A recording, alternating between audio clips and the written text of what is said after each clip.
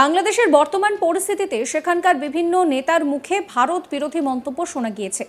এমনকি দুদেশের সীমান্তেও বিভিন্ন সময়ে উত্তেজনাকর পরিস্থিতি তৈরি হয়েছে। কিন্তু এত কিছুর পরে বাংলাদেশের প্রতি সহযোগিতার মনোভাব থেকে এক চুল সরে এলো না ভারত।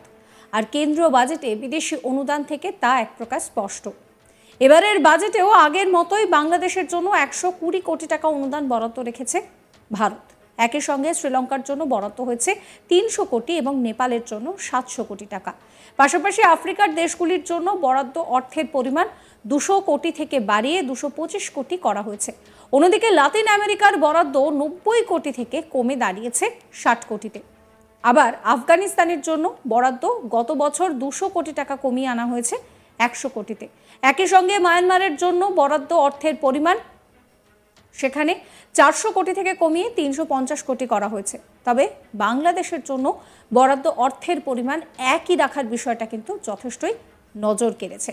অন্যদিকে ডোনাল্ড ট্রাম্প ক্ষমতা এলে বাংলাদেশের অন্তর্বর্তী সরকারের ওপরে যে চাপ বাড়বে সেই বিষয়টা নিয়ে জল্পনা দেখা দিচ্ছিল, বাস্তবে হলেও তাই। বাংলাদেশকে সমস্ত রকমের আর্থিক সাহায্য দেওয়া বন্ধ করে দিয়েছে ডোনাল্ড ট্রাম্প প্রশাসন। এই বিষয়ে একটি নির্দেশিকাও জারি করা হয়েছে। এই নিয়ে একটি রিপোর্ট দেখাবো আপনাদের।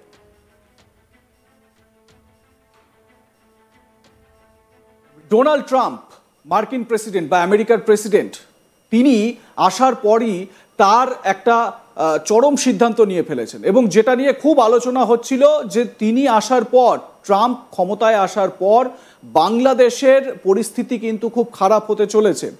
মানে ইউনূসের যে সরকার, অন্তর্বর্তী সরকার, সেই সরকারের পরিস্থিতি খুব খারাপ হতে চলেছে।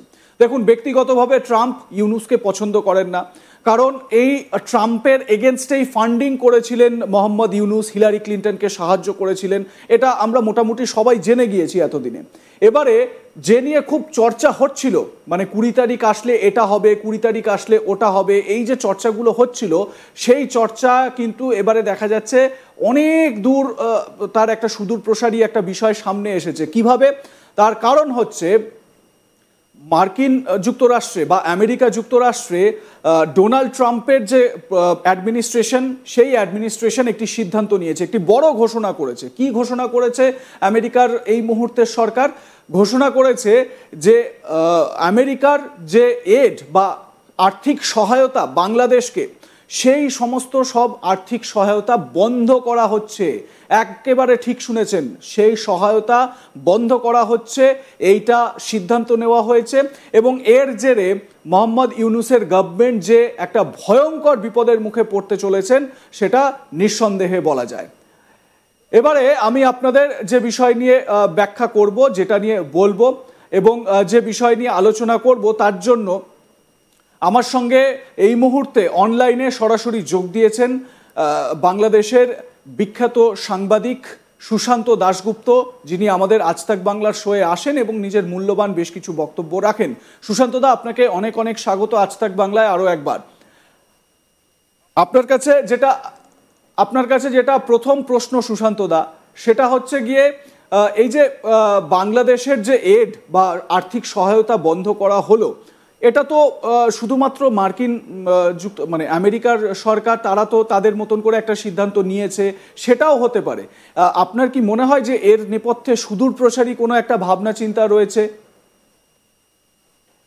প্রথমেই আজ তাক বাংলাকে আমি যেভাবে বলতে চাই বিষয়টা, আপনি দেখেন যে ট্রাম্প প্রশাসন অ্যাক্টিভিটি হওয়ার পর থেকে উনি এসেই প্রথমে ইউএসএইড এর যত কার্যক্রম আছে সবগুলো কার্যক্রম তিনি বন্ধ করে দিয়েছে। শুধুমাত্র মিশর এবং ইসরায়েলের অ্যাক্টিভিটি গুলা উনি অ্যাক্টিভ রাখছেন, বাকি সব কিন্তু উনি বন্ধ করে দিয়েছেন। আপনি যদি ইমিডিয়েট স্টপ ওয়ার্ক অর্ডার এবং সাসপেনশন অফ অল অ্যাক্টিভিটিস এই নোটিশটা দেখেন, আপনি দেখবেন যে আপনার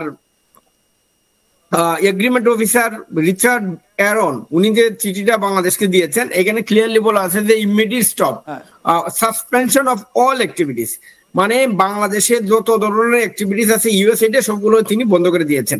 এখন এটার পিছনে এটা একটা পলিসিগত বিষয়। ওনাদের যে আপনার টপ অফিসিয়ালরা আছে তাদের বক্তব্য যদি আমরা দেখি, তখন আপনি দেখবেন যে ওনারা বলছেন যে আমেরিকার কাজে লাগে বা আমেরিকার জন্য সেফ এই ধরনের অ্যাক্টিভিটি গুলাই ওনারা